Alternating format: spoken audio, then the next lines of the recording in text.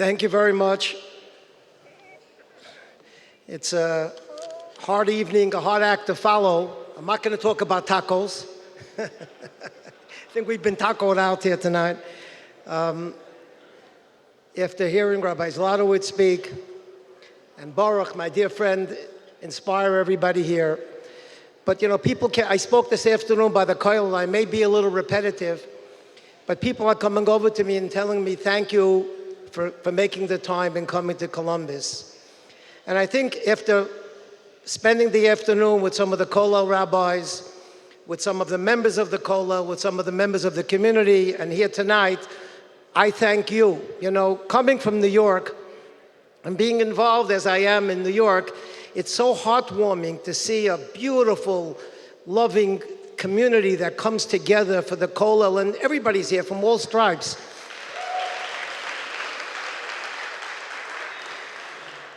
You know, I don't know what my message is supposed to be, and maybe I'm going to speak a little bit about the same message that I gave to the Kollel rabbis today.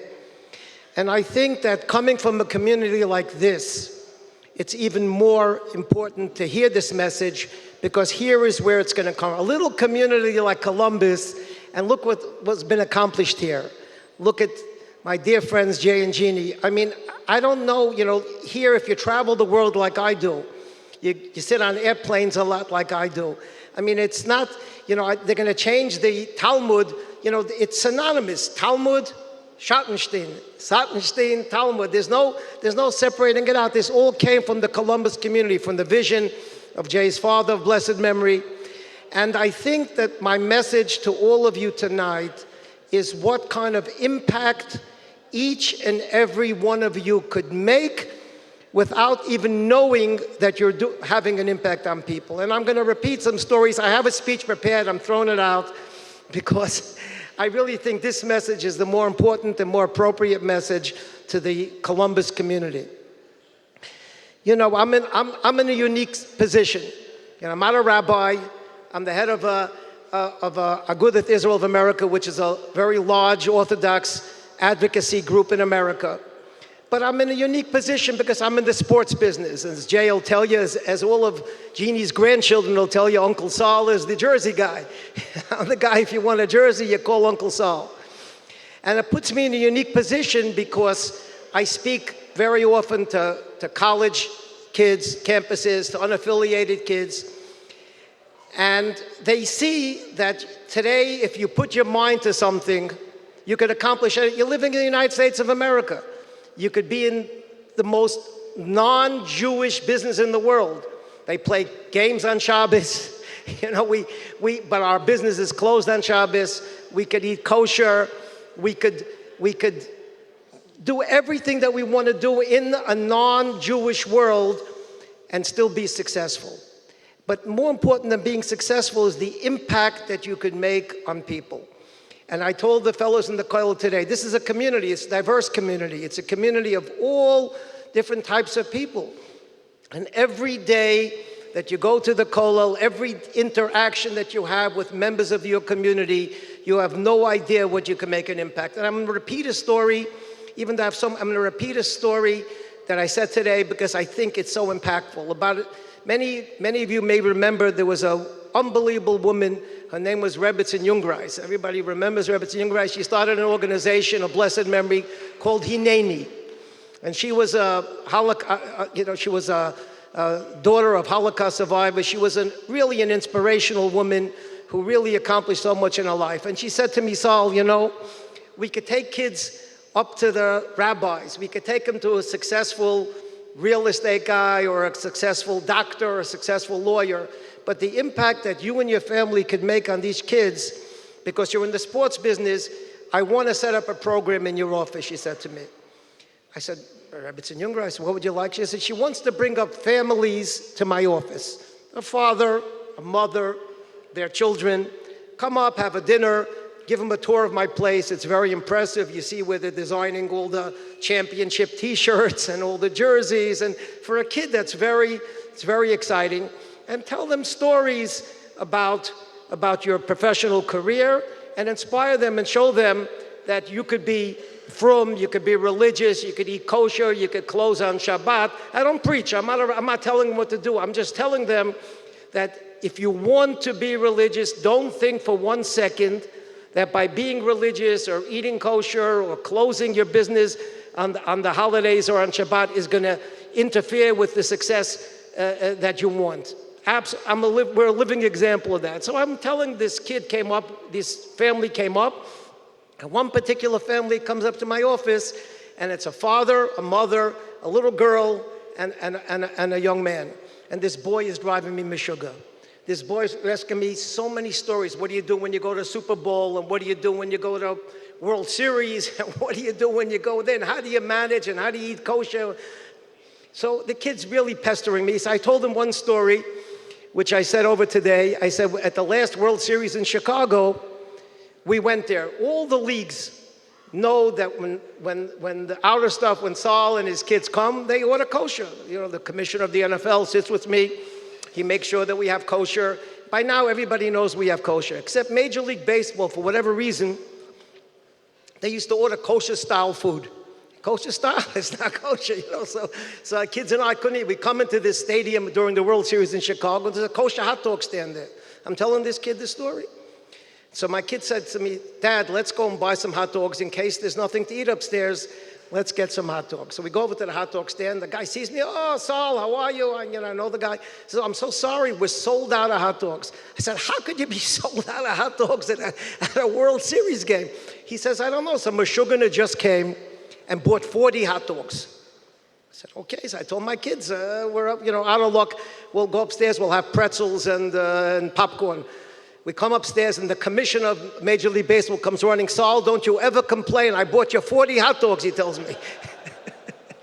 So I'm telling the kid this story. Okay, so I did mine.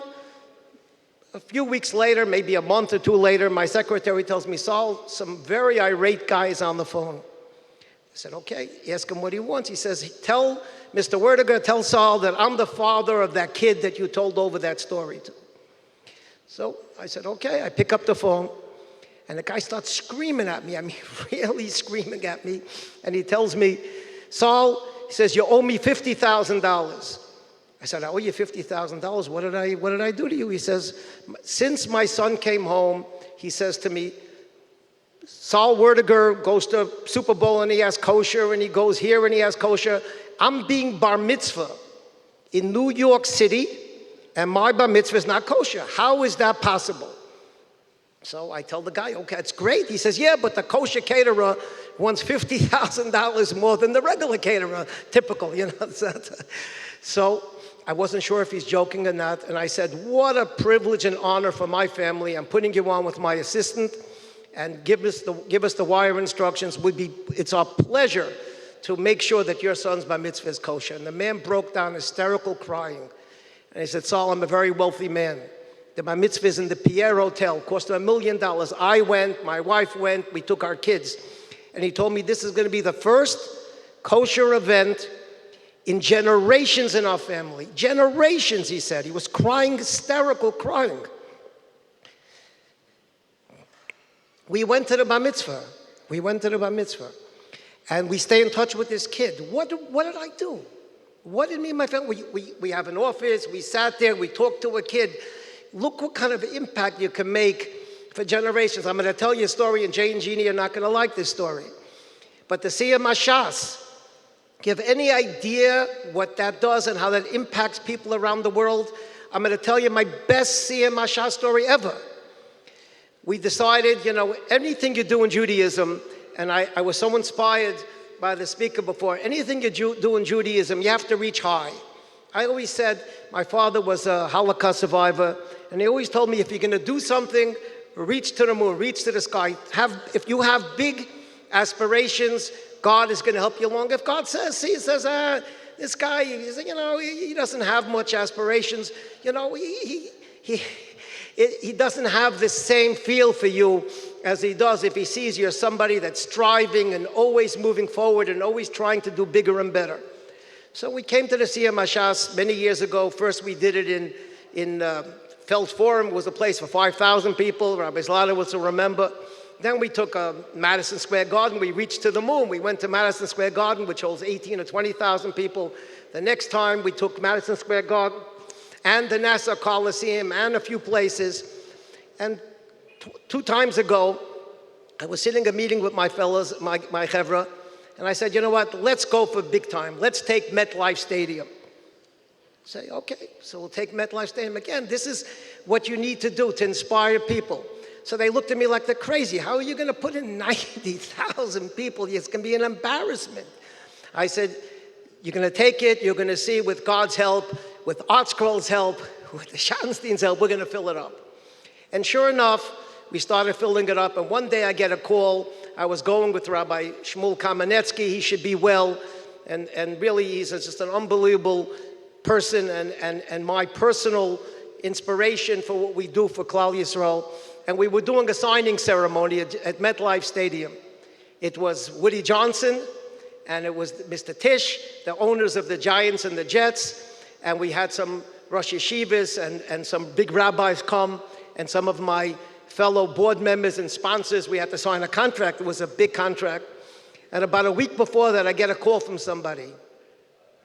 And he says to me, "You're Saul Werdiger?" I said, "Yes." He says, "My name is so-and-so and so-and-so. I heard you're doing a signing ceremony at MetLife Stadium.